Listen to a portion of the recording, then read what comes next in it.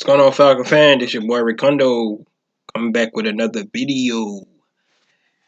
Hey, today we're gonna talk about a little Atlanta Falcon news, and I'm gonna get into a quick video about our offensive line situation. So before I do that though, please guys share the video across the YouTube universe. Please subscribe to the channel. Please hit the notification bell and please hit the like button. So with that being said, let's get on to the Atlanta Falcons news. So today, the Atlanta Falcons made some practice squad moves, um, and I think most of these moves was in direct correlation to what happened in Game 1.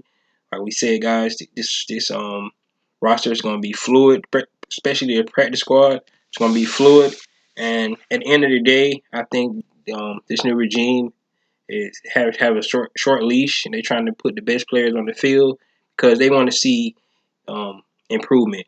They don't want to see the same thing, so they're trying to find the best 53. They're trying to find the best people that can give us a chance to to win each Sunday. So that's why I think they keep making these moves. But these signings that they made and releases that they made, I think is in direct correlation to what happened Sunday. So they released Elliott Fry, the kicker they had just signed. They released Juwan Green, receiver, and they released David Wells, tight end, that they had on the practice squad. So, and then they brought in Danny Isidore, who has played in 40 games. He has 20 starts as a starter, as an offensive lineman. Brian Witzman, who has played in wait a minute here, he played in 40 games. He had 20 starts. I'm sorry about that. And Isadora played in 25 games with 6 starts.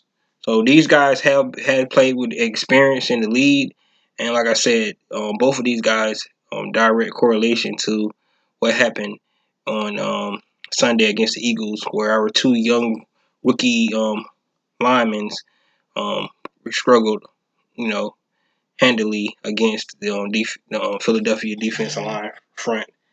They also brought in Mike Pennell, who's a defensive lineman, who's over 320 pounds. He has played. He's also a veteran that pretty much for a run stopper. And if you know when you win a 3-4, you always want somebody in the middle, a big body in the middle that can stop the run. So, not sure what that means for Tyler Davidson, that's in the middle. But once again, I just think we're trying to find the best people that can run the scheme. Of course, it's a new scheme. We got to put the right people on the field to be able to do the things that we want these guys to be able to do to be successful. So that's the moves they made. The last thing we're gonna talk about, they did bring back Brandon Copeland. They did sign him back to the roster. I'm not sure because I guess that was some kind of salary move they had or something like that. But Brandon Copeland is back. And the last thing is that they released their injury report today. And once again, nobody's on the injury report. So we're going back on into game 2 again, healthy. So I guess one thing that came out of not playing, your starters during preseason is that for the first 2 weeks of the season, most of our guys are in good health, and that's one good positive thing to look at about the off season that we had. Right, so let's move into the offensive line. So there's no secret what happened this Sunday with our offensive line. Like I said the last time I was on, is that's the worst I've seen the Atlanta Falcons offense play in a long time. Usually our offense is the strong point, and I always feel like we always been an explosive offense. We always can put points up no matter who's on the field. I felt like Matt Ryan can move the ball, but that was not the case on Sunday. Just putting up 6 points, and it just looked like it was worse. And I contribute most of that into the offensive line play. Of course, it could have been some chemistries and play calling, and all the new regime stuff that you go through. In the first time, coach, coordinator, quarterback, and everything. But at the same time, I think most of the issues that we had was with the offensive line, and I I can honestly say right now I don't think Arthur Smith has a lot of patience of seeing a repeat of what happened on Sunday. So that's why they brought in these guys. However, I do think that Jalen Mayfield is going to get another chance to prove himself. A lot of things they say they saw on film was technique issues, stuff that they that can be coached up. Um, I can't tell you that he did mention that the self inflicted wounds that happens, pre snap penalties, lining up outside, missing assignments and stuff like that. He's not gonna he's gonna have a short leash on those things. But with that being said, I think Jalen Mayfield is gonna get a chance again this week. I think he's going to be on a short leash, and then Drew Dalman probably is going to get, because on the depth chart, Drew Dalman is backing up Jalen Mayfield. Drew Dalman is going to get his chance, and then I also think he's going to be on the short leash. But so I don't think that Arthur Smith is going to just sit here and continue not to be able to be productive on offense. I mean, keep in mind he is an offensive minded coach. The first offensive head coach that we don't had um, probably since Bobby Petrino back in 2007. So, I mean, that's a long time. And we know how that turned out. Bobby Petrino didn't even stay the whole year. But um, if we can't let the offense be the weak point of this team, it has to be the strong point. We need the defense to be better than it was last year, but the offense has to be the strong point. Um, so we know that Tampa Bay has one of the best run defenses in the league, so it's going to be hard to run against these guys this week. I think we're gonna have to come out trying to pass and trying to move the ball. Get the ball out of Matt Ryan's hand fast. If you watch the Dallas Cowboy game, that's exactly what Dak Prescott did. Um, and a lot of screen plays. I don't see us going that route, but I do think that it's going to try to drop some schemes where Matt Ryan is not holding the ball long, especially with the problems we had on the offensive line. The last thing I can say is these guys are on the practice squad they just brought in, and of course they just got to the team. They haven't been with the team all season. Of course, I think they got some experience, playing zone and man run offense. So it should be fairly easy for those guys to to get up to speed if they need it. But it all going to depends on if Arthur Smith decides to activate these guys into the active roster, then I think that's a telltale sign that um, Jalen Mayfield and Drew Dalman is definitely on the short leash. So we need to be looking out for that for the rest of the week. If they stay on the practice squad, they coaching them up for this week. That means that we just gonna have to see how these young guys fare again this week against Vita Vea, Dominic Sue. It's going to be very tough for those guys.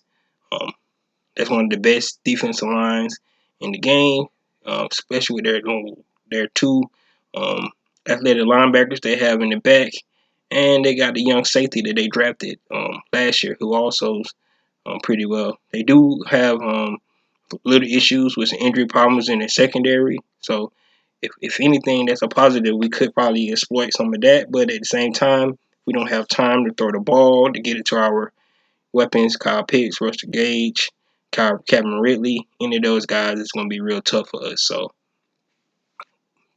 I'm going to end this by saying that I once again, I do believe that um, Jalen Mayfield is going to get a chance again, and then it's going to be, so the two rookies going to get their chance. And at the end of the day, you have to ask the question, how long is you're gonna believe in your draft picks and let them go through all the growing pains and take a chance on getting the quarterback hurt, take a chance on losing games week after week while these guys go through the growing pains to get better, or you're gonna go back to what you said early in the offseason where you said that you want to win, and we didn't come here to lose, we didn't come here to rebuild. So in that case, you might have to put some more experienced guys in there so we can hit the ground running, and then develop those guys, during the season, and maybe later in the season you can try to bring them back in, after they get some more reps. So um, that's the way I look at it. We just have to see, but I think going into week 2, I think Jaden Mayfield, Drew Dahlman is going to get another run at left guard, and we'll see how that works out for us. It is a division game. I do expect the Falcons to play a lot better this week, but we'll get into that later on this week.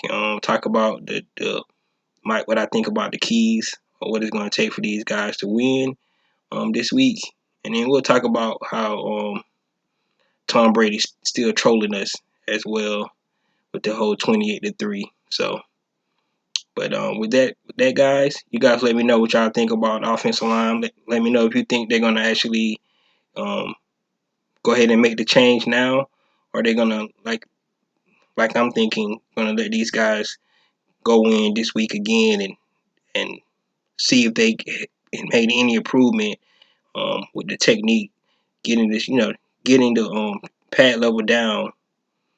Stop getting out your head, making mental errors, and play football. I mean, at the end of the day, a football player is what you want to do your whole life. Of course, it's just your first start in NFL. Like I said, so you're a rookie. We understand the pains and the growth you're gonna go through, but you have to show improvement. And if these guys can show some improvement, and hold their own, they're gonna get beat. I mean, that's gonna happen. But if they can hold their own and show a whole lot of improvement, that we can move this ball down the field against this very good defensive front seven, um, that's a positive. Um, we're not going to even think about the win or loss. We're thinking about the improvement that these guys made from week 1 to week 2. And if we can see some improvement from week 1 to week 2, um, that's saying a lot about the belief that these guys have in these young players, and the coaching. They coached them up from week 1 to week 2 and showing the improvement. So by, we got 16 games more to go. After this, we'll have 15. And after this, it's by 15, next 15 games, we can see the improvement from week to week. So it won't get any easier. Giants, Washington football team, the Jets, the Dolphins. I mean, every week, any given Sunday. So these guys gonna grow real fast, or they gonna be pushed out and come back later, and once they get a little bit more development. So we just time will tell with that. But like I said, guys, you let me know what you think about the offensive line, and if you think that these guys got a chance this week against um, Big Peter Vea. I know if you guys watched the film where he was manhandling some of the Dallas Cowboys offensive line. So I'm a little worried, but we'll just have to see what happens. With that, guys, this is Ricondo, a real Falcon fan, coming back at you with another video. Peace.